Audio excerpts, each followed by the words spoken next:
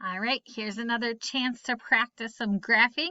I will be grading this assignment, just so you know. I don't always look at your math assignments, or I don't always grade them. I usually grade the exit slips, but I am grading this assignment.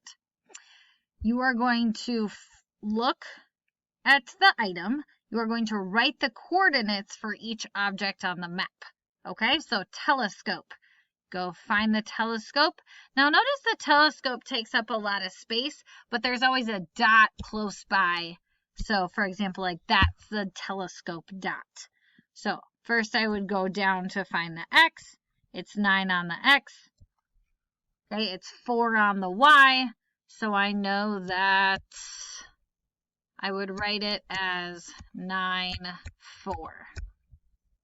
Okay, that's as simple as it is. If you're still confused by graphing, I'm more than happy to help you. But just remember to look for the dot by the item and write it like this. You don't have to actually write it like with a drawing tool. I would recommend using the text box. So you could put parentheses 9, 4 and parentheses. Okay, that's what I would recommend doing for those. What do we got? 1, 2, 10 items.